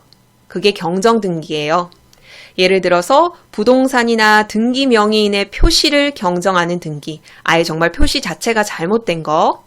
그리고 나는 전세권 설정을 해야 하는데 저당권 설정을 했다. 이럴 때 바꾸는 거. 이런 등기가 있는데 이 두 가지 등기가 모두 경정등기에 해당이 됩니다. 이렇게 표시를 경정하는 등기, 권리 자체를 경정하는 등기, 이 두 개가 모두 경정등기입니다. 이렇게 방금 살펴본 세 번째 문단에서는 등기가 진정한 권리관계를 반영해야 하는데 이걸 위해서 등기의 종류를 나누어서 설명을 하고 있어요. 새롭게 등기 원인이 발생해서 등기하는 것을 기입등기라고 하고요. 이미 신청된 등기의 내용을 바로잡는 게 경정등기입니다. 자, 그 다음 문단에서는 등기의 신청과 관련해서 원칙이 나오거든요. 등기 신청은 원칙적으로 등기 권리자, 등기 의무자가 공동으로 신청해야 합니다. 이것은 왜? 등기의 진정성을 확보하기 위해서이다. 등기와 관련된 모든 관련자가 등기 신청을 해야 그 등기가 의미가 있다라고 보는 거죠. 자, 등기 권리자와 등기 의무자가 무엇이냐? 등기 권리자는 등기부에 새롭게 권리자로 오르게 되는 그 사람을 등기 권리자, 등기 의무자는 원래 권리자로 기록되었던 그러니까 등기 권리자는 매수인이고요. 등기 의무자는 매도인입니다. 아파트 매매 계약에 따른 등기도 매수인, 매도인이 공동으로 신청하는 게 원칙이에요. 그런데 여러분은 등기를 신청하러 갈 일이 없죠. 등기를 신청하는 건 주로 매수인이 하거든요. 아파트를 판 사람, 매도인이랑 매수인이랑 같이 손잡고 가서 등기 신청하는 경우를 한 번도 못 봤어요. 그것을 여기서 얘기를 하는 거거든요. 흔히 매수인이 등기를 신청한다는 것으로 아는 사람들이 많은데 실은 매수인이 매도인의 등기 신청을 위임받아서 함께 처리하는 것이 일반적이라서 그렇게 보이는 것일 뿐이다. 원래 원칙은 둘이 같이 하는 건데 일반적으로 매도인이 자기 등기 좀 신청해줘 하고 권리를 넘기는 거예요. 위임받는 거예요. 그래서 매수인이 함께 처리하기 때문에 사람들이 흔히 매수인이 등기를 한다라고 여긴다는 거죠. 틀린 선지로 출제되기 좋겠죠. 매수인이 매도인의 권리를 위임받아서 등기 신청을 하는 것이 원칙이다 라고 하면 틀린 선지겠죠. 그렇게 해도 되긴 하지만 원칙은 그게 아니라는 것. 마지막 문단에서는 등기의 효력을 저항하는 것과 관련해서 두 가지 원칙이 나와요. 첫 번째는 성립요건주의가 나올 거고요. 그 다음은 대항요건주의입니다. 자, 일단 성립요건주의가 뭔지 봅시다.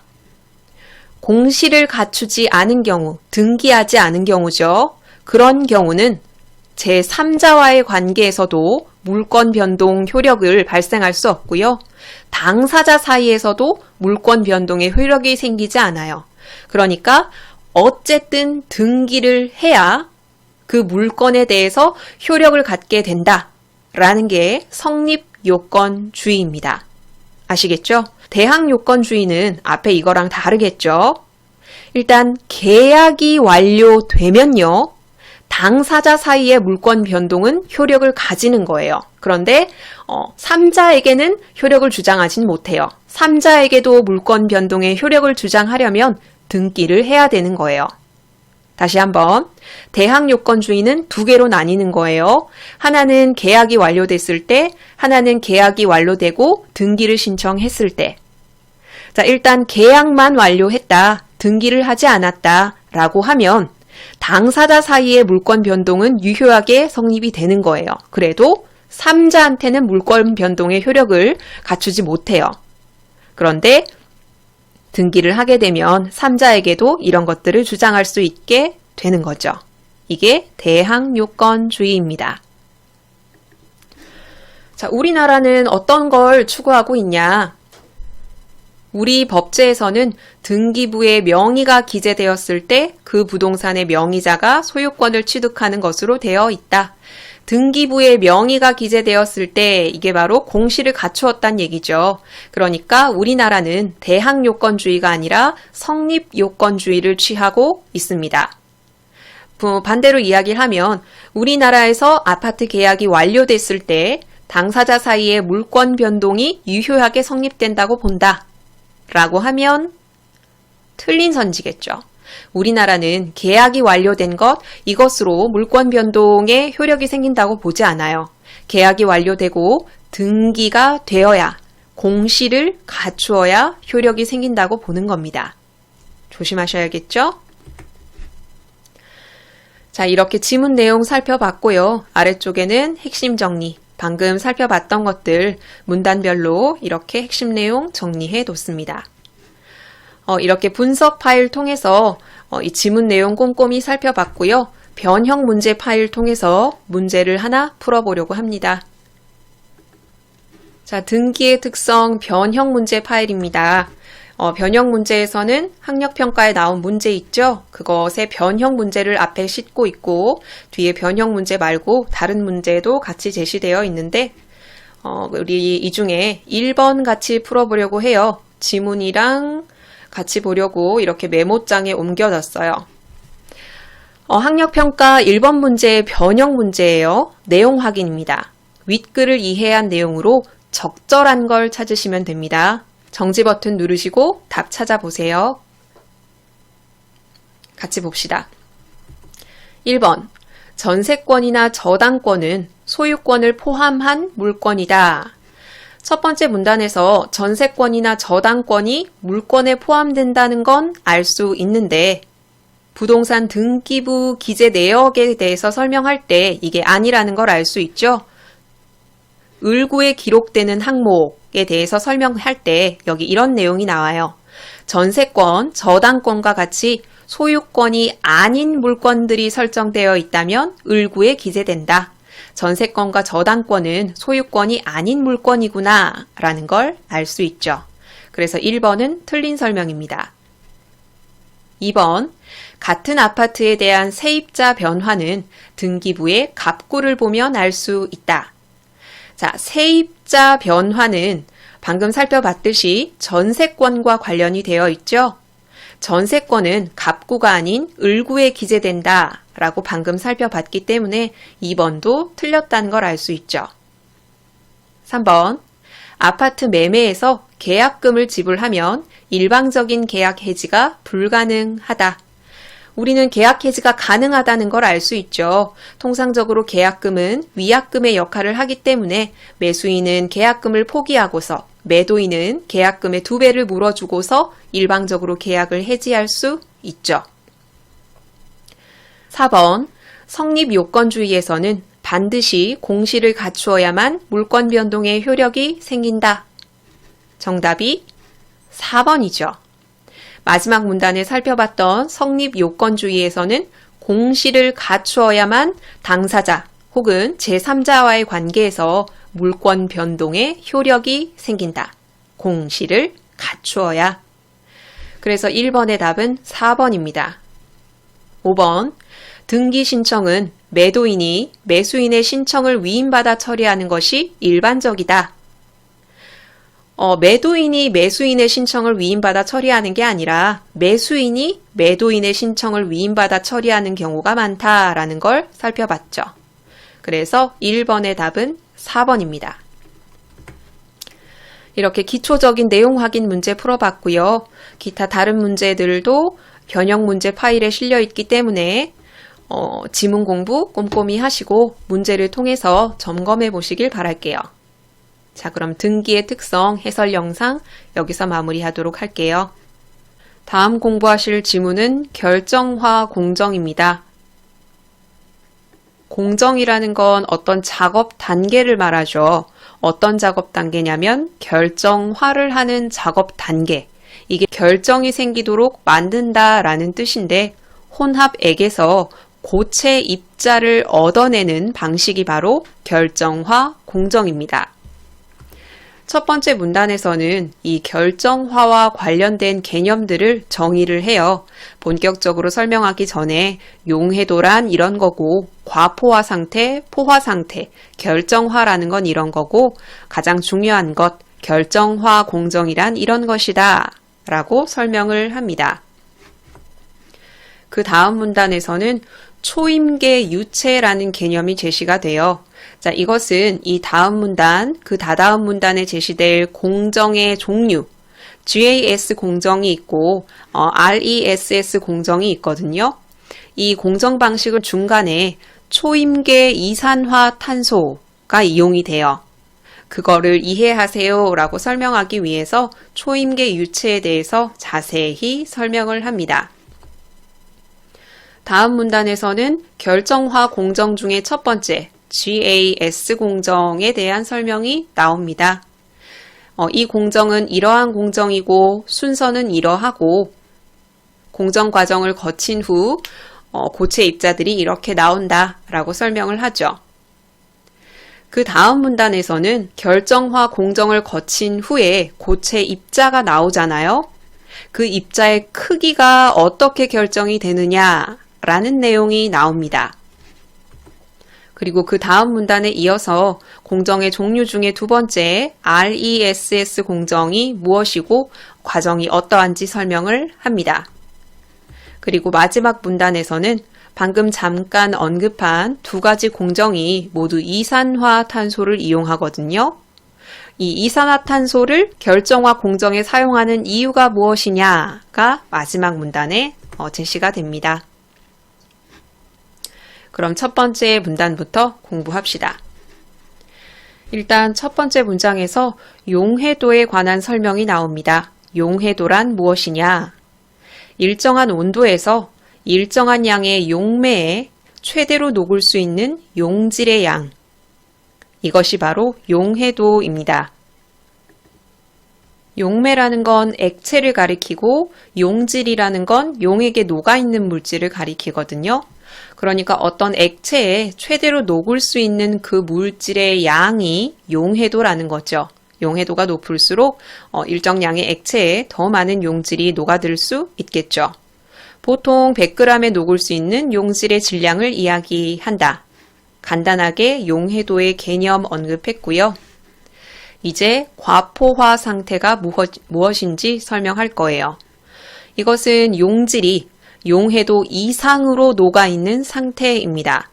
최대로 녹을 수 있는 용질의 양이 용해도였는데 그 이상으로 용질이 더 녹아 있는 상태, 이게 바로 과포화 상태입니다. 과포화 상태의 혼합물은 이런 특성을 가집니다. 포화 상태로 돌아가려는 경향.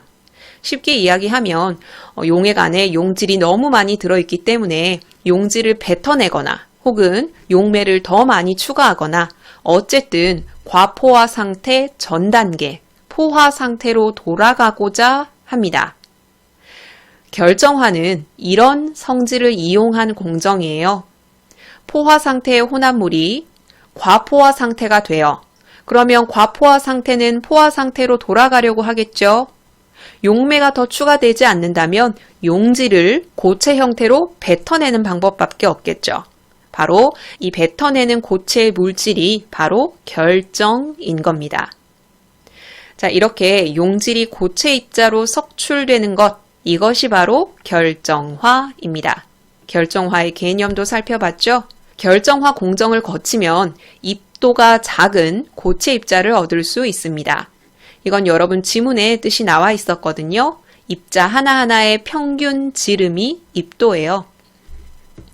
자, 이러한 결정화 공정, 결정화를 시키는 작업 단계가 결정화 공정이겠죠? 이 결정화 공정은 약물의 생체 흡수율을 높여야 하는 제약 분야 등에서 사용이 됩니다.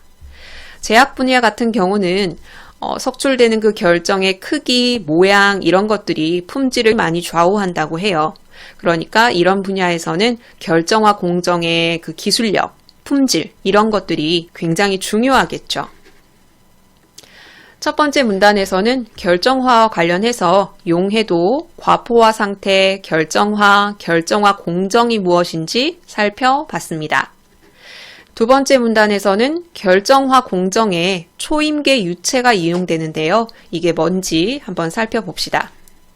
유체라는 건 기체와 액체를 아울러 이르는 말이에요.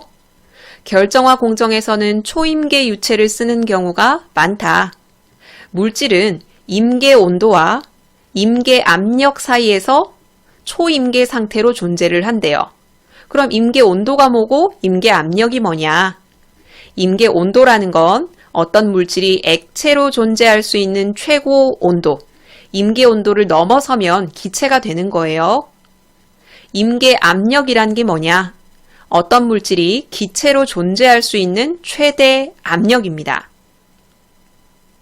임계 온도와 임계 압력의 개념 살펴봤는데 임계 온도와 임계 압력 이상이 되면은 물질은 액체도 아니고 기체도 아닌 바로 초임계 상태로 존재합니다. 초임계 상태가 뭔지 방금 나왔죠? 액체도 기체도 아닌 중간 상태. 초임계 상태에서 물질의 분자 간격을 이야기를 하는데요. 액체와 기체 중에 분자 간격이 큰 것은 기체죠. 초임계 물질은 액체도 기체도 아니라고 했으니까 물질의 분자 간의 거리는 기체보다는 가깝겠지만 액체보다는 멀겠죠. 그러니까 중간에 초임계 상태가 끼어 있고 기체 상태에서의 분자 간의 거리가 가장 크고 그 다음 초임계 상태고 그 다음이 액체 상태가 되는 겁니다. 물질이 액체일 때보다는 초임계 상태거나 기체일 때 용질이나 용매가 더 자유롭게 이동할 수 있다. 그 이유는 앞에서 이미 설명했죠. 액체일 때보다는 초임계 상태일 때나 기체일 때 분자 간의 거리가 멀죠. 훨씬 더 자유롭게 이동할 수 있는 거죠. 또한 초임계 유체에 가해지는 압력을 높이면 밀도가 높아집니다. 그럼 더 많은 양의 용질을 녹일 수 있거든요. 자, 더 많은 양의 용질을 녹이면 나중에 결정화 공정 후에 나오는 고체 입자의 입도가 작아집니다. 일단 여러분은 결정화 공정의 초임계 유체를 많이 사용하고 초임계 유체를 이용하면 더 많은 양의 용질을 녹일 수가 있고 더 많은 양의 용질을 녹일 수 있다는 건 나중에 거두어 드릴 결정의 크기를 더 작게 만들 수 있구나 라고 이해하시면 됩니다. 그럼 공정의 종류 중에 첫 번째 GAS 공정을 살펴봅시다. 이것은 초임계 이산화탄소를 반용매로 사용해서 혼합물에 녹아있는 용지를 작은 입도의 고체로 석출하는 경우가 많다. 우리가 용매는 알고 있는데 반용매가 뭔지는 아직 몰라요. 그래서 다음에 설명이 나오죠. 자, 용지를 녹이지 않고 용매와는 잘 섞이는 물질, 그게 바로 반용매예요. 자, 용질은 나중에 결정화 공정 후에 고체 입자로 나와야 되는 물질이에요. 그죠? 그러니까 이 공정 과정에서 반용매는 용질에 영향을 주면 안 돼요. 얘네는 나중에 고체로 나와야 하는 물질이고요. 그래서 반용매는 용매랑만 반응을 합니다. 쉽게 이야기를 하면 용매가 있고 용질이 그 안에 녹아 있어요. 반용매를 추가해요. 반용매는 여기 안에 있는 용매랑 짝짝꿍 놀아요. 그러면 용질이 반용매에 밀려서 고체 입자로 석출되는 거예요. 자, 이걸 좀 자세히 설명해 볼게요. 일단 결정화하려는 물질, 이게 용질이겠죠. 이것을 액체 용매에 녹여요. 혼합물을 만듭니다. 혼합물을 용기에 적당량 채운 뒤에 용기를 밀폐합니다. 이후 용기의 온도와 압력을 이산화탄소와 액체 용매의 임계 온도와 임계 압력의 사이에 맞춰요. 왜냐하면 지금 이 GAS 공정은 초임계 이산화탄소를 반용매로 사용한다고 했죠. 그래서 온도와 압력을 얘에 맞게 조절하지 않으면 상온에서 이산화탄소는 기체가 돼버리고 말 거예요. 그러니까 용기 안의 온도와 압력을 이 초임계 이산화탄소와 액체 용매의 임계 온도와 임계 압력 사이에 맞춰요. 초임계 이산화탄소를 이 안에 넣습니다. 초임계 이산화탄소가 세 글자로 뭐라고 했죠? 반용매였어요. 반용매를 용기에 쭉 넣습니다. 그러면 혼합물이 과포화 상태가 돼요. 우리 첫 번째 문단에서 배웠죠? 과포화 상태의 물질은 포화 상태로 돌아가려는 성질을 갖게 돼요. 그러려면 지금 혼합물 안에 포함하고 있는 용질을 뱉어내야겠죠. 그래서 녹아있던 용질이 고체 입자로 석출되게 되는 겁니다. 다시 한번 결정하려는 물질을 용매에 녹여요. 용기에 채우고 밀폐합니다. 초임계 이산화탄소가 기체로 바뀌지 않도록 온도와 압력을 맞춰요. 그리고 반용매로 쓰이는 초임계 이산화탄소를 주입합니다. 초임계 물질은 용매랑만 반응한댔죠? 용매랑 짝짝꿍 해서 섞이게 돼요. 그럼 용매는 과포화 상태가 되는 겁니다. 그래서 이 물질은 포화 상태로 돌아가기 위해서 원래 녹아 있었던 용질을 고체로 뱉어내게 되고 고체 입자가 석출되는 거죠. 쉽게 이야기해서 반용매가 용매와 섞이면서 포화될 수 있는 용질의 양이 줄어드는 거죠. 반용매가 비집고 들어가는 만큼 원래 녹아 있었던 용질은 비켜나야 되는 거예요. 그게 고체로 석출되는 거고요. 석출되는 용질의 양은 처음에 채운 혼합물의 양이 같다면 농도에 의해 정해진다. 석출되는 용질의 양 결정하는 게 두 가지가 나오죠. 첫 번째는 혼합물의 양이에요. 혼합물의 양이 많으면 나중에 석출되는 용질의 양도 많겠죠. 그런데 혼합물의 양이 같다.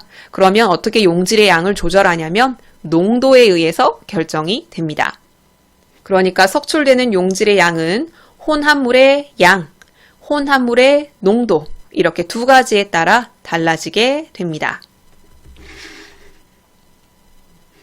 자, 그 다음 문단 보도록 할게요. 초임계 유체를 이용한 공정에서는 고체 입자의 입도를, 크기를 조절할 수 있는데 초임계 유체의 압력을 더 높이면 용질을 더 많이 녹일 수 있어요. 그렇게 되면 고체 입자의 입도를 조절할 수 있다. 자, 어떻게 조절하느냐? 결정화 공정에서 고체 입자를 석출할 때는 우선 일정한 수의 용질 분자가 모여서 집합체를 이뤄서 결정핵을 만들어야 돼요. 자, 결정핵은 뭐가 모여서 만들어진다고요? 용질 분자가 모여야 돼요. 혼합물의 농도가 높을수록 결정핵을 만들 수 있는 용질 분자가 자글자글 하겠죠? 많겠죠? 그러니까 결정핵이 많이 생겨요. 결정핵은 기준이라고 말씀드렸죠? 결정핵이 이렇게 5개가 있다. 그리고 어떤 공간에는 결정핵이 2개가 있다.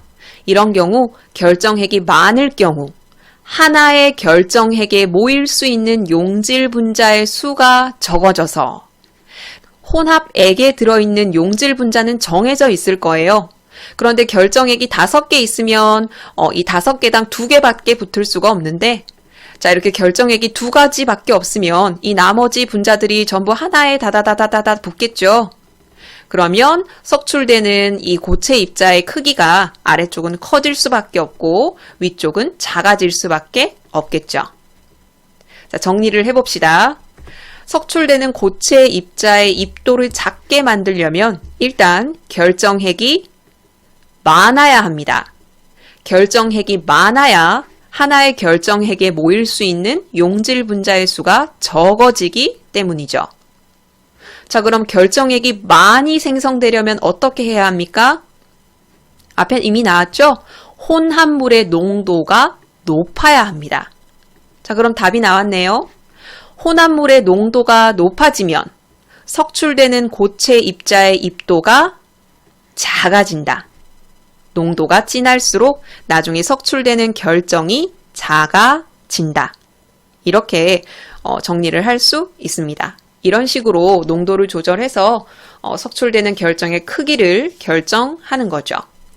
농도가 진해지네, 크기가 커지겠다, 이렇게 착각하지 않도록 조심하셔야 됩니다. 그 다음 공정 살펴볼게요. 초임계 이산화탄소를 용매로 사용하는 결정화 공정이 있다. 아까 GAS 공정에서는 초임계 이산화탄소를 반용매로 사용했거든요. 그런데 RESS 공정은 아예 초임계 이산화탄소를 용매로 사용하는 거예요. 액체로 사용하는 겁니다. 액체도 기체도 아닌 이 초임계 이산화탄소 안에 용질을 넣는 겁니다. 볼게요. 자, 이 공정에서는 결정화하려는 물질, 용질이겠죠. 초임계 이산화탄소가 섞인 혼합물을 고압의 용기에서 대기압을 유지하는 용기로 쏩니다. 자, 일단 용기가 2개가 필요하다는 점이 차이가 있네요. 하나는 초임계 이산화탄소 안에 용질이 섞인 혼합물이에요. 자, 이 용기는 당연히 일반 대기압을 유지하면 안 되겠죠. 왜냐하면 초임계 이산화탄소를 유지해야 하기 때문에. 자, 그래서 이런 압력을 유지하는 고압의 용기에서 다음 용기는 대기압의 용기예요. 그냥 일반 기압이에요. 자, 그럼 초임계 이산화탄소를 대기압의 용기로 쏘면 이 이산화탄소는 뭐가 되겠어요?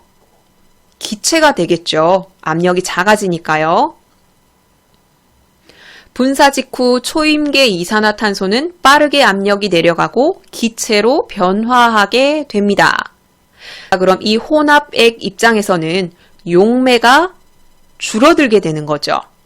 용매가 줄어들면 포화 상태가 아니라 과포화 상태가 되겠죠. 그래서 여기서도 녹아있는 용질이 고체로 석출되게 되는 겁니다. 이때 혼합물에서 결정핵이 생성되는데 석출되는 고체 입자의 입도가 정해지는 원리는 아까 살펴봤던 GAS 공정과 동일하다.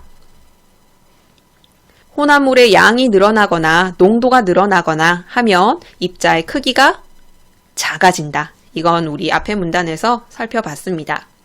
이게 바로 RESS 공정입니다. 공정 과정이 2가지가 나오기 때문에 두 공정을 비교하는 문제가 출제될 가능성이 매우 큽니다. 일단 이산화탄소를 이용한다는 점은 둘 다 같지만 GAS 공정은 초임계 이산화탄소를 반용매로 사용하고 여기 밑에 RESS 공정은 용매로 사용한다는 점이 일단 다르고요. 그리고 RESS 공정은 기압이 다른 용기가 2개 필요하다는 것, 그리고 위의 공정은 용매와 용질 외에 반용매가 추가로 필요하다는 것, 이런 것을 차이점으로 들 수 있겠네요. 마지막 문단입니다. GAS 공정과 RESS 공정 등의 결정화 공정에서는 이산화탄소가 주로 쓰입니다. 이산화탄소는 임계 온도가 상온과 큰 차이가 없어요. 그래서 큰 힘이 들지 않아요. 온도를 조금만 올리고 압력을 조금만 올리면 쉽게 초임계 상태로 만들 수가 있습니다. 그러니까 이산화탄소가 많이 쓰이는 거죠. 초임계 이산화탄소를 이용하면 압력을 조절해서 석출되는 고체 입자의 입도를 작게 만들 수 있을 뿐 아니라, 그리고 이산화탄소는 그 자체로 독성이 없어서 안전성 문제에서도 자유롭다. 이산화탄소를 많이 쓰는 이유 2가지가 나왔어요. 이렇게 마지막 문단까지 살펴봤습니다.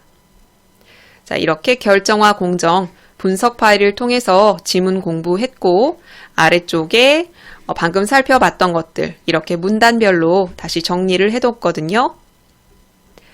우리 변형 문제 파일 통해서 한 문제 같이 풀어보도록 합시다. 변형 문제 파일입니다. 이 변형 문제 앞부분에는 학력평가 기출문제 있죠? 그것의 변형 문제를 이렇게 실어놨고요. 뒤에 변형 문제 아닌 문제도 이렇게 같이 있어요. 그 중에 우리 가장 간단한 1번 문제 풀어보려고 합니다. 지문이랑 같이 보기 위해서 메모장에 옮겨뒀거든요. 윗글을 통해 알 수 있는 내용으로 적절하지 않은 걸 찾으셔야 됩니다. 정지 버튼 누르시고 답 찾아보세요. 같이 봅시다. 1번, 포화 상태에서 용질이 더 추가되면 과포화 상태가 된다. 자, 직접적으로 이런 말이 언급되진 않지만 첫 번째 문단에서 설명하고 있는 내용을 볼 때 과포화 상태의 물질이 포화 상태로 돌아가려 한다라는 걸 알 수 있죠. 이렇게 돌아가려는 성질을 이용해서 그 중간에 석출되는 결정 입자들을 얻는 거예요. 그럼 반대로 말해서 포화 상태의 물질에다가 용질을 좀 더 추가하면 과포화 상태가 되겠구나 라는 걸 알 수 있겠죠. 첫 번째 1번은 적절합니다. 2번, 초임계 이산화탄소는 대기압에서 초임계 상태를 유지하지 못한다. 자, 이건 RESS 공정을 통해서 알 수 있죠. 고압의 용기에서 대기압을 유지하는 용기로 분사했을 때 초임계 이산화탄소가 기체로 변화한다고 살펴봤었죠. 그러니까 초임계 이산화탄소는 대기압에서 이런 상태를 유지하지 못하는구나 라는 걸 알 수 있습니다. 3번, 과포화 상태의 혼합물은 용매 속의 용질을 줄이려 하는 성질이 있다. 이걸 이용하는 게 결정화 공정이었어요. 4번, 결정화 공정에서 사용하는 물질에 독성이 있으면 안정성에 문제가 생긴다. 이건 마지막 문단에 이 내용을 활용하면 끌어낼 수 있는 문장이죠. 이산화탄소는 독성이 없어서 안전성 문제에서 자유롭다. 이 말은 독성이 있을 경우 안정성 문제가 생길 수 있다. 정답은 5번인데 5번 어디가 틀렸는지 살펴봅시다. 반용매로 쓰이는 초임계 이산화탄소는 결정화 공정에서 용질과 적극적으로 반응한다. 초임계 이산화탄소를 반용매로 쓰는 것은 GAS 공정이죠. 반용매의 특성이 뭐였어요? 용질은 녹이지 않고 용매와는 잘 섞인다 라고 했죠. 그러니까 용질과 적극적으로 반응한다 라는 내용은 적절하지 않습니다. 그래서 1번의 답은 5번입니다. 이렇게 간단한 내용 확인 문제 풀어봤고요. 뒤쪽에 다른 문제도 이렇게 출제되어 있으니까 지문 꼼꼼히 분석 파일을 통해 공부하시고 변형 문제 파일을 통해서 점검해 보시길 바랄게요. 그럼 결정화 공정 해설 영상 마무리하고요. 2023년도 시행된 고3 3월 학력평가 국어 영역 독서 파트 전체 해설 영상도 마무리하도록 할게요. 이 모든 자료는 나무아카데미 홈페이지에서 이용할 수 있습니다. 구독 버튼 누르시면 나무아카데미에서 제공하는 양질의 자료들 제공받으실 수 있습니다.